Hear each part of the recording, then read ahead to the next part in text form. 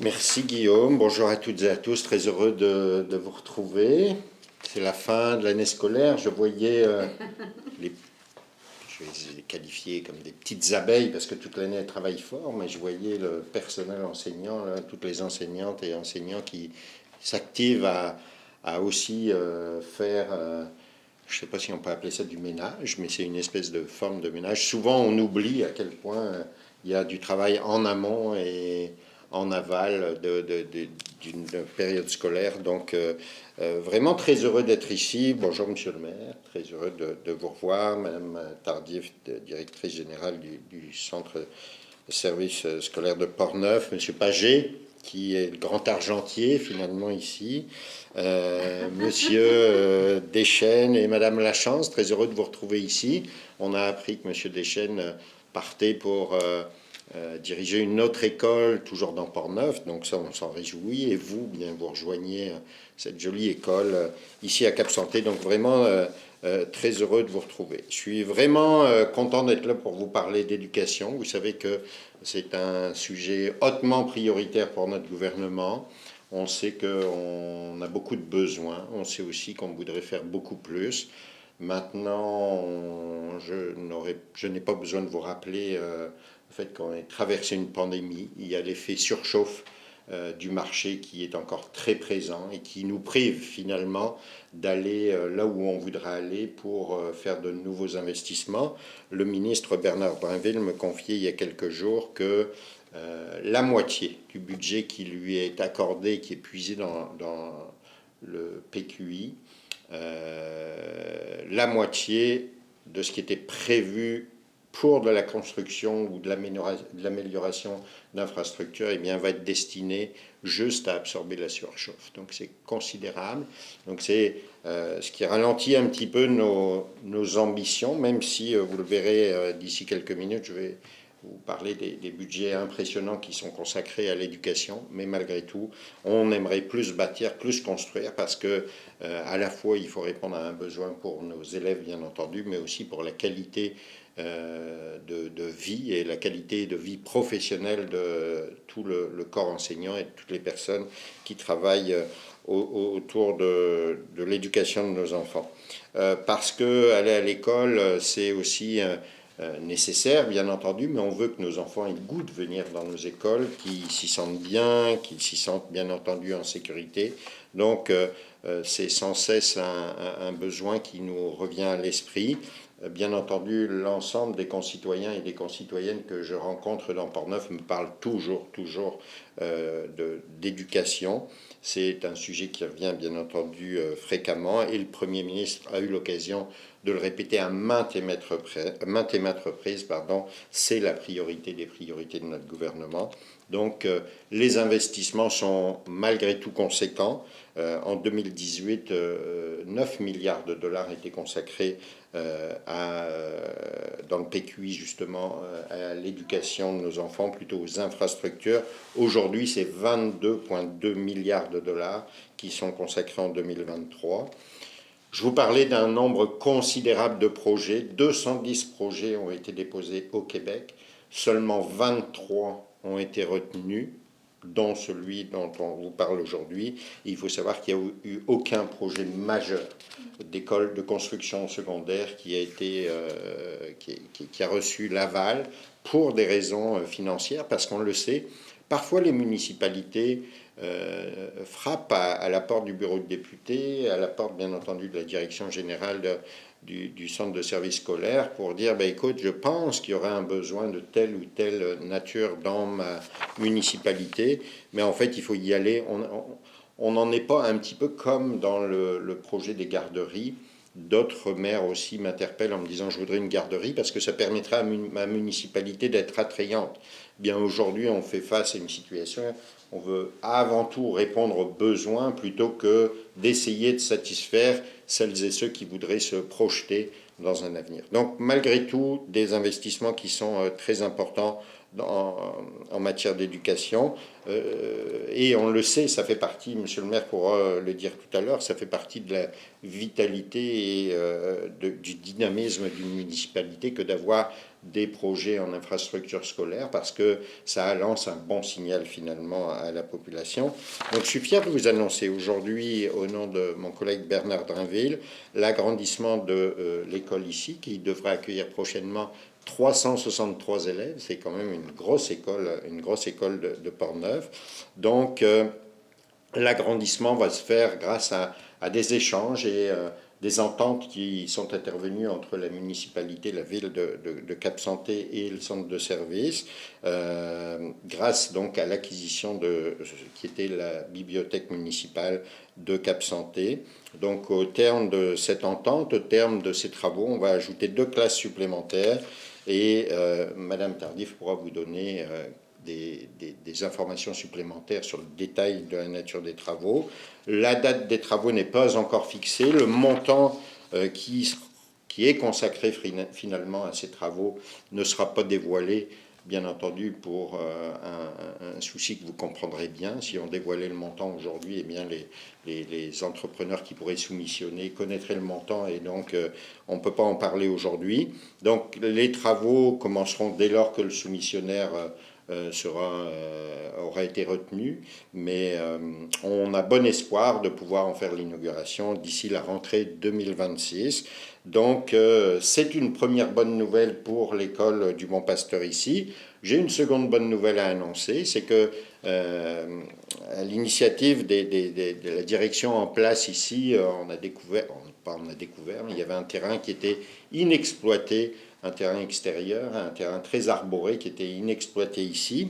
Et Eric a souhaité qu'on mette tout ça à disposition de nos jeunes. Donc j'ai le plaisir d'annoncer un investissement de 80 000 $. Cette fois, on peut annoncer, puisque le projet est même déjà débuté en quelque sorte. 80 000 $ dans le cadre de la mesure de l'amélioration du cours d'école. Ce sera... je ne sais pas si c'est soit M. Pagé ou M. Deschênes qui pourra vous en faire un petit peu plus le détail, mais on parle ici d'une forêt pédagogique. On sait, et je nommais pour exemple tout à l'heure quand je vais fréquenter ou visiter les écoles de Saint-Alban par exemple ou Saint-Ubalde, qui sont eux aussi très connectés à la nature et qui ont accès à des secteurs, par exemple l'école de la Morelle a même une île qui lui appartient, et je sais à quel point les enfants sont heureux d'aller sur cette île. Donc j'imagine à quel point ils vont être heureux d'aller sur ce lopin de terre que vous avez déniché pour les aider finalement et les accompagner dans leur cheminement scolaire. Donc vraiment 2 belles nouvelles pour Portneuf, 2 excellentes nouvelles pour Cap-Santé, et puis il faut travailler ensemble. Je parlais tout à l'heure de partenariat entre le centre de service et la municipalité et le ministère, bien entendu. Donc on lâche pas, on va... mon prédécesseur disait, c'est toujours... on graisse toujours plus la roue, on graisse toujours mieux la roue qui crie le plus. Donc il faut continuer de démontrer qu'on a des besoins. Je sais que vous le faites, je sais que parfois on essuie des échecs finalement parce qu'on n'obtient pas de réponse favorable, mais il faut continuer parce que Portneuf a besoin qu'on investisse en éducation, et je serai toujours à vos côtés pour essayer de faire avancer du mieux possible les dossiers qu'on va présenter. Alors encore une fois, un bel effort collectif, un beau travail commun au bénéfice de nos enfants. Merci de vous impliquer tout autant et tout au long de l'année.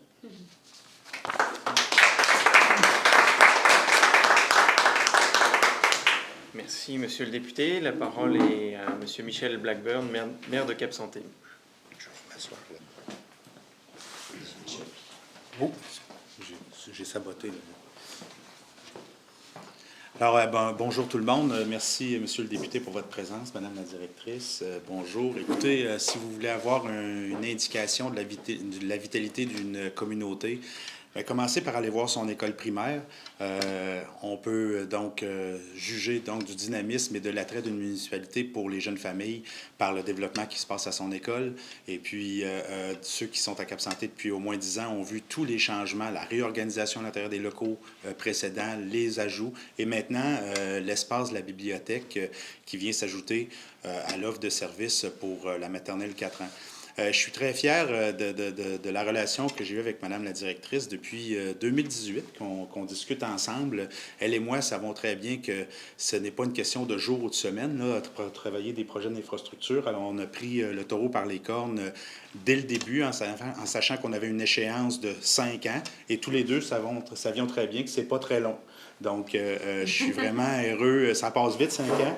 Et puis là, aujourd'hui, ben, on est à presque une année d'avance, ou presque pas tout à fait une année d'avance sur l'objectif qu'on avait. Je suis très fier de l'équipe école qui n'arrête pas d'avoir des idées extraordinaires pour développer les services pour les jeunes. Et puis, je suis très fier que Cap Santé puisse collaborer avec le Centre de services scolaires par le biais de céder en partie ce site-là de la bibliothèque pour l'agrandissement des locaux. Je tiens aussi à profiter de l'occasion pour rappeler que les ententes de service par rapport à l'utilisation du gymnase ne sont pas modifiées par cette entente-là. On continue à collaborer avec le centre de service pour que les plateaux sportifs soient accessibles à l'ensemble de la population. Donc, félicitations. J'ai hâte de voir ce projet-là, être invité à l'inauguration des nouvelles classes et des nouveaux sentiers. Et puis, bon succès à la nouvelle directrice qui pourra profiter de ces nouvelles installations-là. Alors, merci. Bon succès.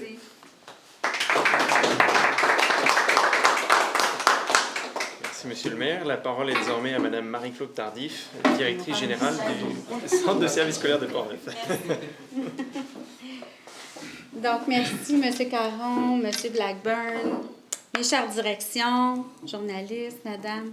Donc, écoutez, je fais juste, sans se répéter, vous dire que ce beau projet-là va servir effectivement à recevoir 2 classes d'élèves.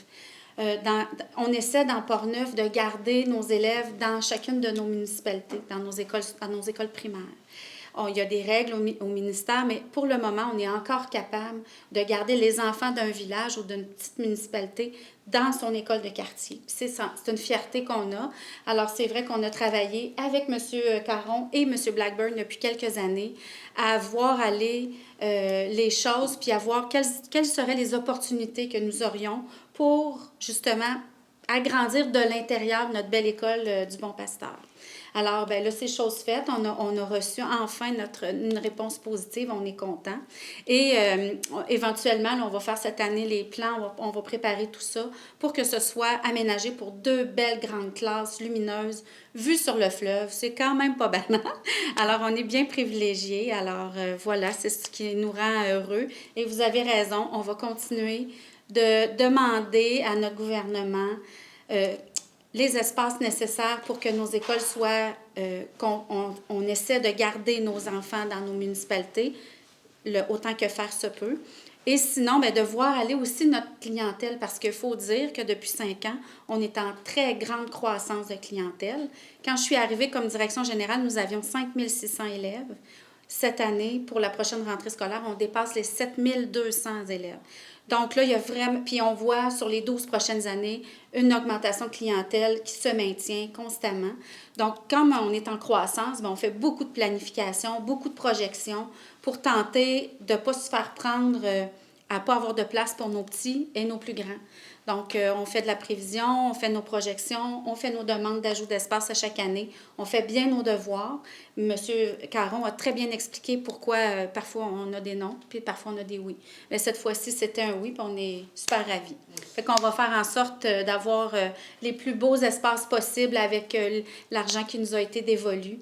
Puis, ça va être au bénéfice de nos élèves, mais au bénéfice aussi de l'équipe école, parce que c'est tellement agréable de travailler dans des beaux milieux, dans des milieux renouvelés, dans des milieux stimulants. Tout le monde en est gagnant. Donc, voilà.